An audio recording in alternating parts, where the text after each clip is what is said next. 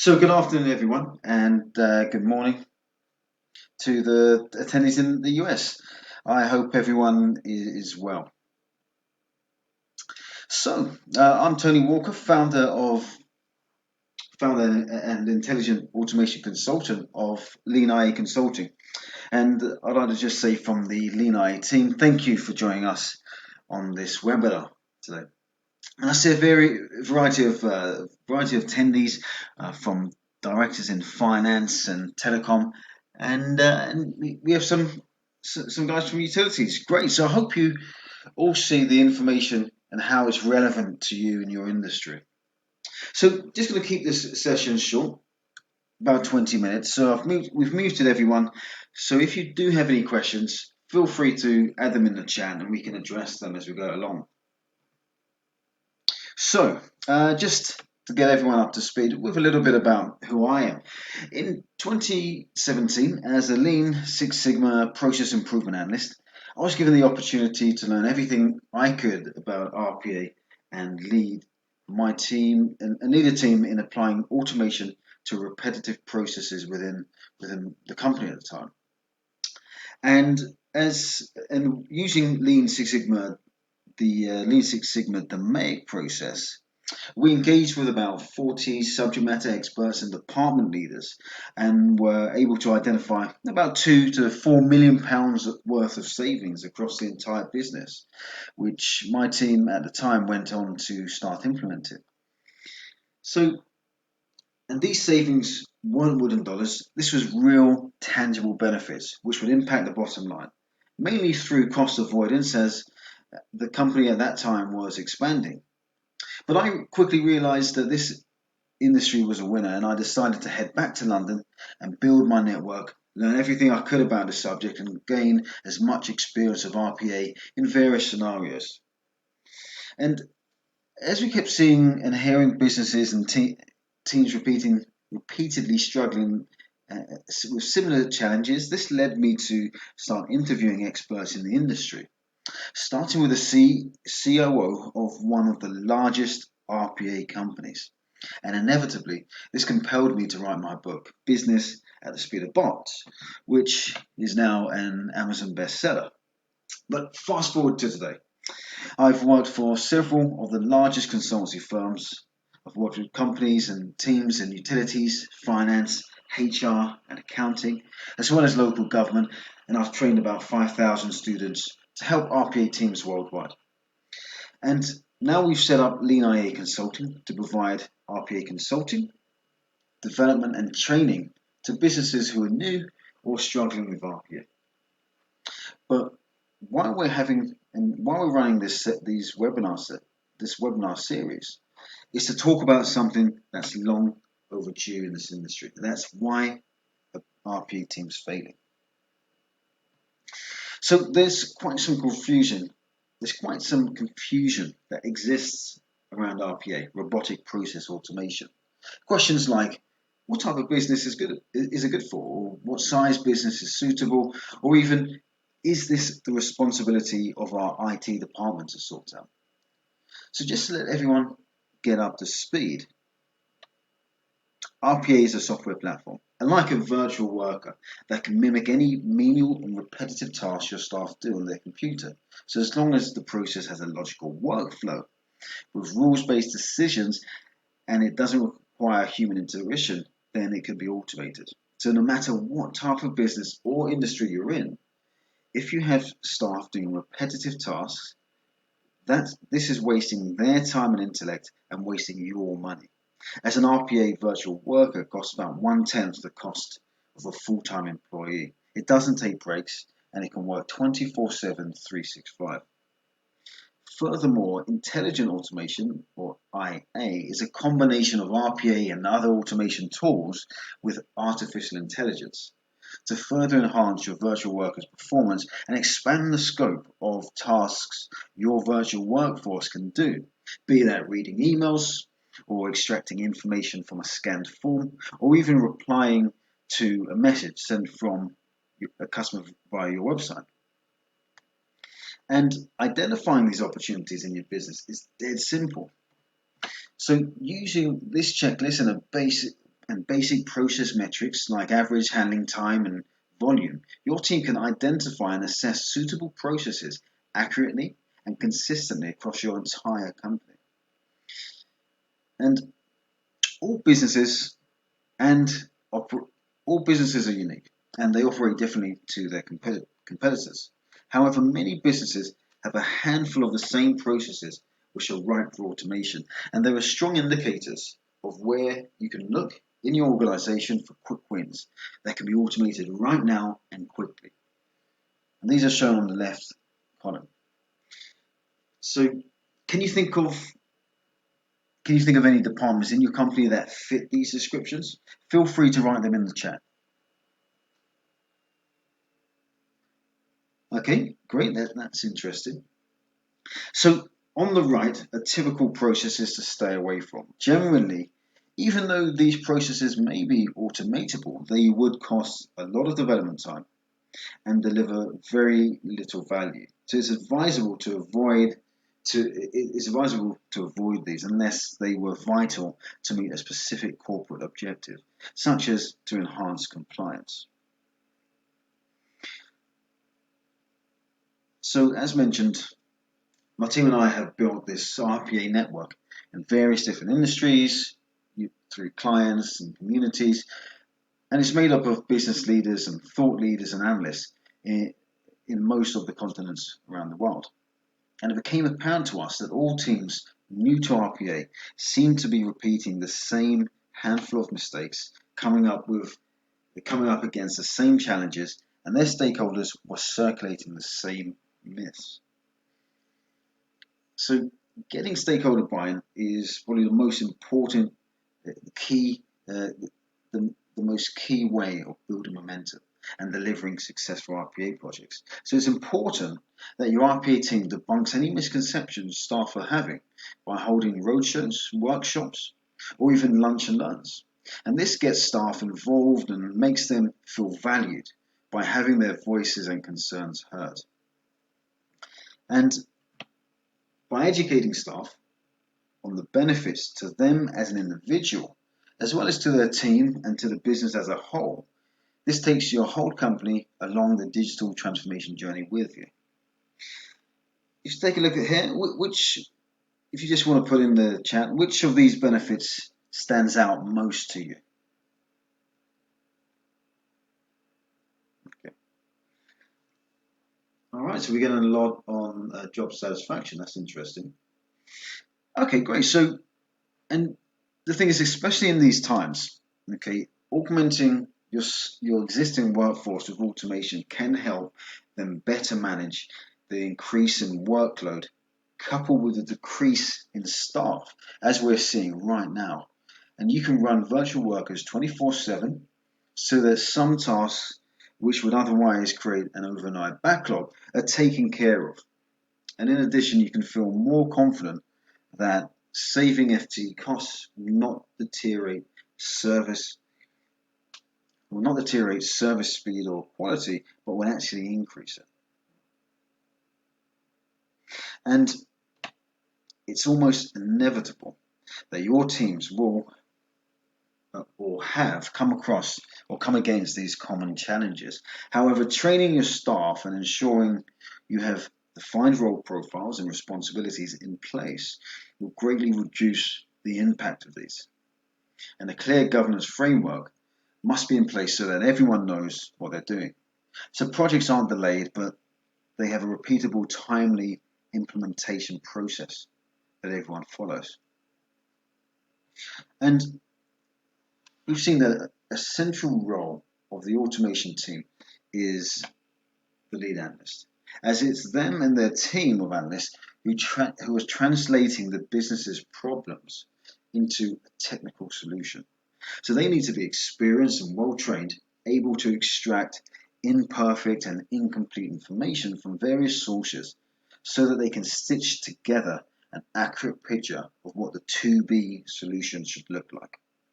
This means working in an agile way to maneuver around challenges and have the experience to avoid certain pitfalls that can be costly down the line. For example, documented processes can vary greatly from reality. So not knowing this could potentially waste time building the wrong solution.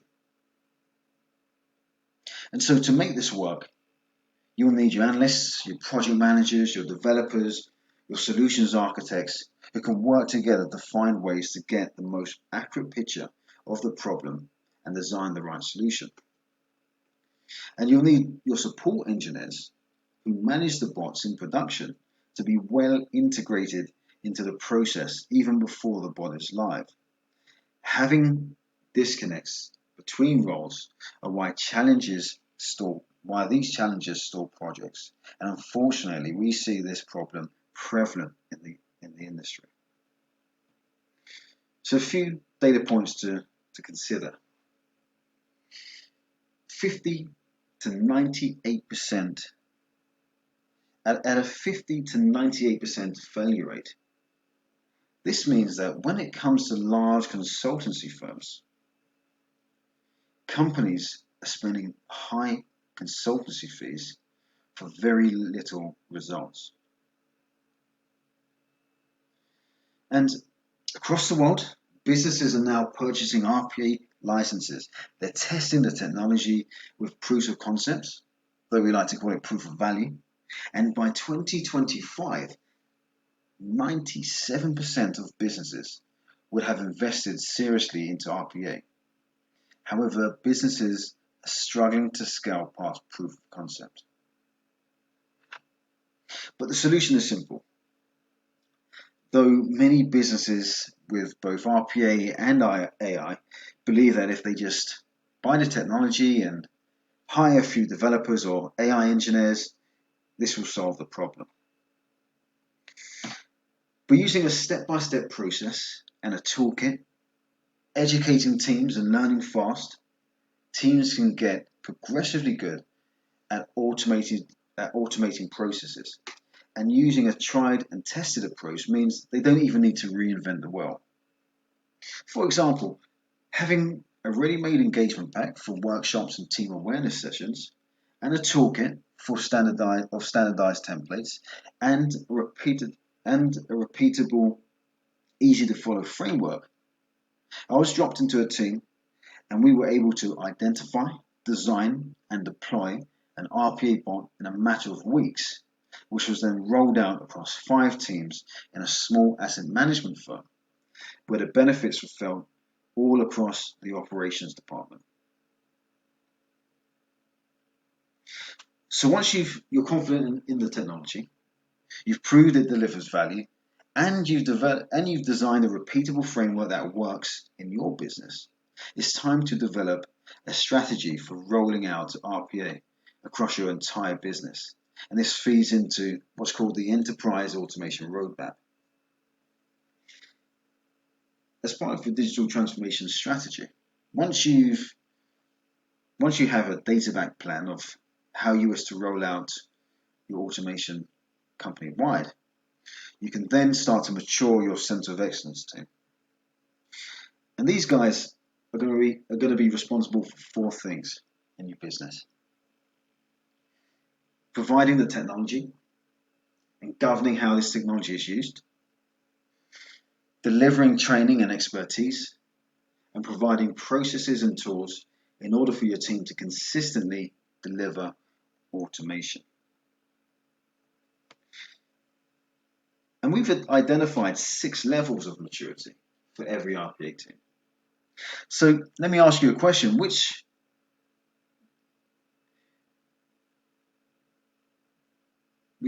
Let me ask you a question, which you may want to put a number in the chat. Which one of these levels do you think you are? Do you think your RPA teams are at? Okay. So some 1s and 2s. Okay. Great. So we've observed that teams which are learning well and growing steadily tend to move from level 0 to level 5 in a controlled manner, allowing their business to automate processes across their business unit or business, and thus eventually achieve full digital transformation. So generally, a team new to RPA will review vendors and see which one is best that matches their company's digital strategy, or they may hire a consultant to do this. Then they will experiment and build proofs of concept to demonstrate how the technology works in practice on their business processes and systems. This would include testing connectivity and looking at the infrastructural requirements. And then at level 2, a team would have an understanding or even a strategic plan of how they intend to roll this out enterprise-wide. And at this stage, teams should be looking for quick wins to pilot. These are easy to build processes that may deliver a small benefit. However, they're quick to deliver to get the ball rolling. And this is used to get real backing from your stakeholders. And as you can see, we have level 3, and this is the formation of your Center of Excellence RPA team. And this is where growth of your RPA program really picks up and you learn the most. This is likely the most difficult level, and you're going to need to learn and fail fast. If you haven't yet brought in an experienced team, now is the time to do so, as you'll start to feel the weight of having gaps in your team and gaps in your understanding. And we'll need to ensure you have drawn up the role profiles and each person knows what is expected of them and what they should expect of each other. At level 4, you would have refined an RPA operation model which suits your business so that any new starter to your team can follow your repeatable framework, and management can keep an eye on KPIs to identify areas of strength and areas for improvement. And then at level 5, this is the height of your team's maturity. They can start to take on a more federated structure where they have small RPA teams dotted around the entire business, with fully aligned with the central team, following their strict guidance and using their standard tools and techniques. This federated approach allows RPA to spread faster and into every crevice of your organization whilst maintaining consistency in projects enterprise-wide. So you may be thinking you're transitioning between levels, and that's fine, though it would be detrimental to skip a level. For example, if a company had invested in licenses and launched a bot into production without first exploring the various options available, it would be very expensive to change provider to change to a more suitable provider shortly after. And again, if a team had launched a pilot and then decided to jump to churning out bots in a factory-like fashion before they formed their Center of Excellence team, this could cause them to scale up too fast before working out the roles and responsibilities and how their virtual workforce will be supported and managed. So this leads us onto what we're working on at Lean IA Consulting. So Lean Intelligent Automation is a unique method of incorporating lean thinking to intelligent automation so that virtual workers can be delivered in a faster, leaner, and agile way. However, we've designed the method, the AEIOU framework, and this is to deliver lean intelligent automation in a way that assists businesses in maturing their RPA teams to scale operations in an easy to remember, straightforward manner. And this is designed to be repeatable at both a macro and a micro level to automate more processes and implement new technologies. We're introducing companies to hyper-automation, which is a suite of AI and automation tools to deliver analysis and implement automation faster. And in order to remove these 3 causes for RPA and AI failure,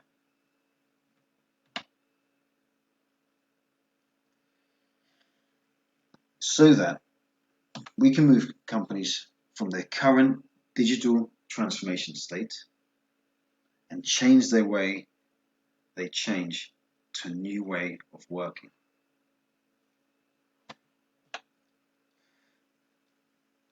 All right, perfect. So that's right, 20 minutes on the dot. So really thanks for really thankful for you to take time to listen today. And I really hope that we really hope you found this useful and you've learned a few points from today that you can take away with you. And as a team, Lee and I, we're offering we're offering free discovery sessions, which may only take an hour or so of your time, which we can work with you to see what opportunities that you have in your business, and together we can start to design a high-level roadmap and provide some recommendations of how you can progress forward. You're free to take this away with you to do as you wish. So if anyone needs to drop off now, totally understand. And we can reach out to you, and you can reach out to us on LinkedIn, by email, or via our website. And if anyone else wants to stay for a few minutes, for a few more minutes longer, there were a few other questions that I could take a few other questions before you go.